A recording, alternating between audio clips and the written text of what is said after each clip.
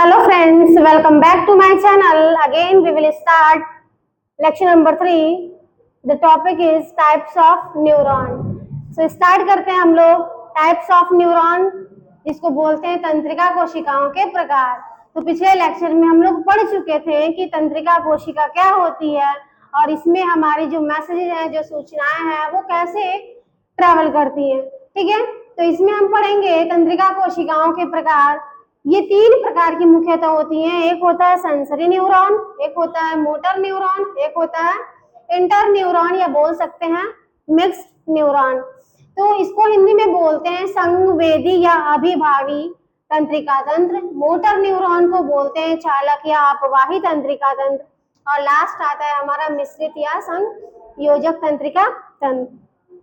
तो पिछले लेक्चर में मैंने बताया था कि न्यूरॉन क्या है, उसके कितने पार्ट्स हैं, सारे पार्ट्स को डिस्क्राइब भी किया था। तो आज इसको फिर से डिटेल में पढ़ेंगे क्या होता है तंत्रिका कोशिकाओं के कौन कौन से प्रकार हैं।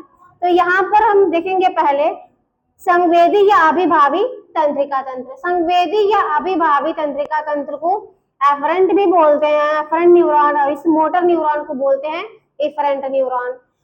तो पहले सेंसरी न्यूरॉन, सेंस से ही कुछ रिलेट कीजिए आप लोग कि सेंसरी न्यूरॉन बना हुआ है। सेंस पहले क्या होता है कि इस हम लोग पहले जानेंगे रिसेप्टर यानी कि ग्राही क्या होता है। जो बाहरी वातावरण में परिवर्तन हो रहा है, जैसे ठंड गर्म कोई भी चीज परिवर्तन के तौर पे जब हो रही है तो उसके प्रति हम प्रतिक्रिया करते हैं, तो उसी को बोलते हैं रिसेप्टर या ग्राही। ठीक है, तो यहाँ पे क्या है संवेदी या अभिभावी तंत्रिका तंत्र में they help to transmit nerve impulse from receptor to CNS.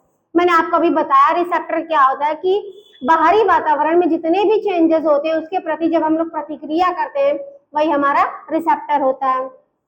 CNS आपको मैंने फर्स्ट लेक्चर में डिस्क्राइब किया था। सीएनएस को फुल नेम में क्या कहते हैं हम लोग, सेंट्रल नर्वस सिस्टम। इसके 2 पार्ट्स बताया था मैंने, एक था ब्रेन और दूसरा था स्पाइनल कॉर्ड। तो यहाँ पे क्या होता है कि इसका काम क्या होता है, नर्व इम्पल्स। अब नर्व इम्पल्स क्या है, ये तो आप लोग को मैंने सेकेंड लेक्चर में पिछले लेक्चर में बताया था कि नर्व इम्पल्स क्या होता है, तंत्रिका आवेग क्या होती हैं। 2 तरीके से होता है, एक होता है रासायनिक होता है, एक होता है इलेक्ट्रिकल होता है। ठीक है, तो यहाँ पे क्या है, जो नर्व इम्पल्सेस हैं वो रिसेप्टर्स, जैसे कि जो ग्राही होता है वो कई तरीके से होती हैं। एक वो 5 तरीके से। पहले तो हम लोग जानेंगे कि हमारी ज्ञानेंद्रियां कितनी होती है।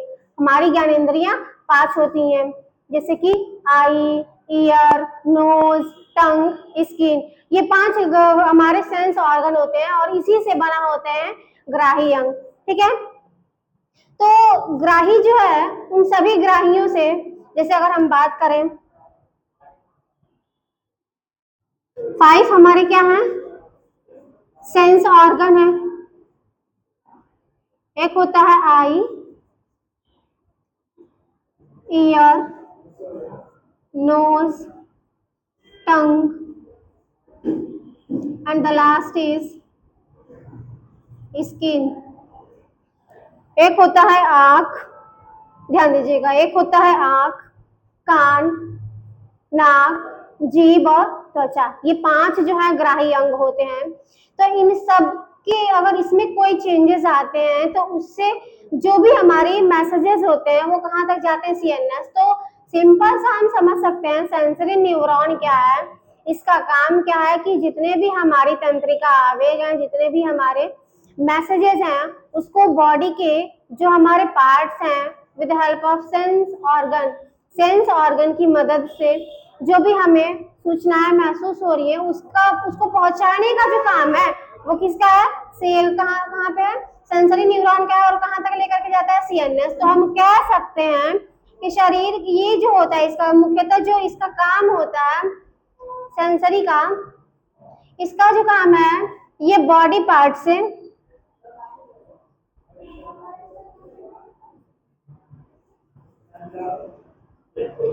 ये बॉडी के किसी भी पार्ट से मैसेजेस को लेता है और उसके बाद क्या करता है, उसको ब्रेन तक लेकर के जाता है।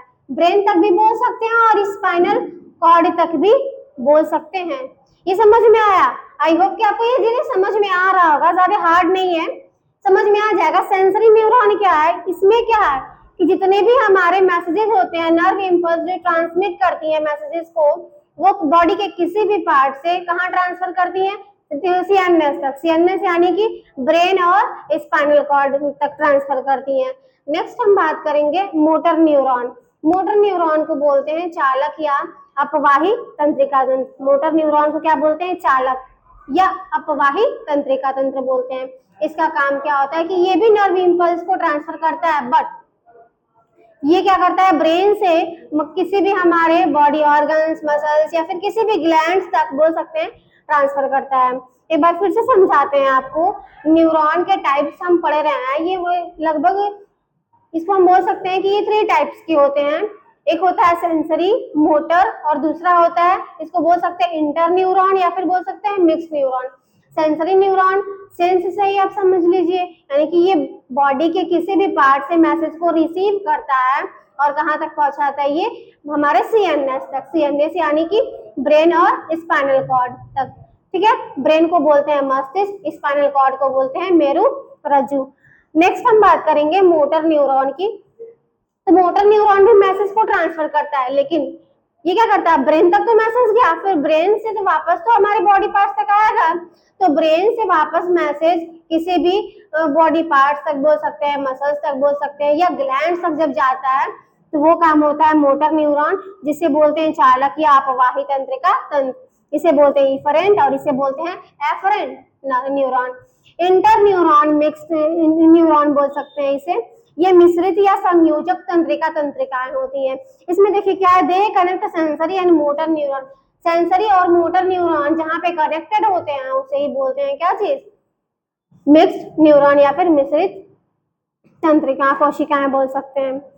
तो इसको एक बार फिर से हम लोग क्या करते हैं, रिवाइज करते हैं कि क्या क्या चीजें हैं। मैंने पिछले लेक्चर में बताया था न्यूरॉन। न्यूरॉन क्या है, ये हमारे जैसे कि पूरी बॉडी सेल्स, बॉडी जो है सेल से मिलके बनी होती है, तो वैसे ब्रेन भी, तो ब्रेन जिस सेल से मिलके बना होता है उसे बोलते हैं न्यूरॉन सेल्स, ठीक है।